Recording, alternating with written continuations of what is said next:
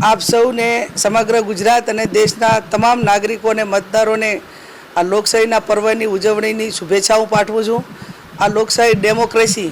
આવનાર દેશનું ભવિષ્ય અને આપ સૌ મોટા પ્રમાણમાં જે બંધારણીય હક તમને મતદાતા તરીકેનો મળેલો છે, તો તમારો કિંમતી પવિત્ર મતનું જે મૂલ્યાંકન છે એ ભારત દેશની લોકશાહીમાં એક સામાન્ય પરિવારથી કરીને પીએમ સુધીનું એનું વેલ્યુએશન સરખું હોય ત્યારે એટલા માટે જ કહેવામાં આવ્યું છે કે આપણો કિંમતી પવિત્ર અને અમૂલ્ય વોટ કોઈ પણ લોભ લાલચ વગર તમે તમારી રીતે અપાવી કોંગ્રેસ પાર્ટીને વિજય બનાવો। પરિવર્તન ખૂબ જરૂરી છે। આજે દેશની અંદર જે એક સરમુખતારશાહીનું વાતાવરણ સ્થાપિત થયું છે અને દેશ આખો સરમુખતારશાહી તરફ ધકેલી રહ્યો છે, ત્યારે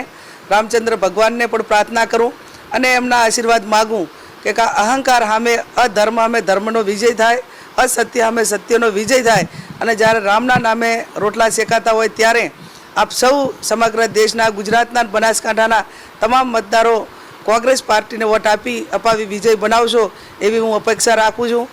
ગરમીનો સમય હોવાથી વહેલામાં વહેલું મતદાન થાય અને જે કંઈ વ્યવસ્થાઓના ભાગરૂપે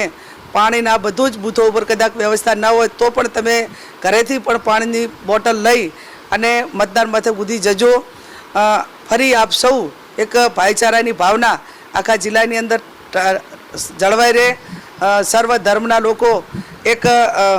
લોકશાહી ઢબે અને ખેલદિલીપૂર્વકનું સૌ મતદાન કરી અને સાંજે એક વિના વિઘ્ને મતદાનનો જે સમય છે એ સમય દરમિયાન ભાઈચારાની ભાવના હચવાઈ અને તમામનું માં નડેશ્વરી રક્ષણ કરે, ધૈર્યધર ભગવાન સૌનું રક્ષણ કરે અને કાયમી આપણી ભાઈચારાની ભાવના ટકી રહે એ પ્રમાણે આપ સૌ કરજો એવી મારી આપ સૌને વિનંતી।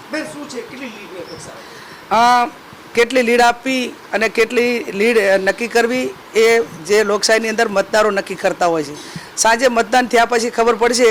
જેટલા ટકા કેટલા ટકા મતદાન થાય છે અને પછી અંદાજ એ હાજે ખ્યાલ આવશે। પણ બનાસકાંઠાની જનતા, સમગ્ર ગુજરાત અને દેશની જનતા પરિવર્તન ઈચ્છી રહી છે, એટલે 100% આ વખતે પરિવર્તન થશે।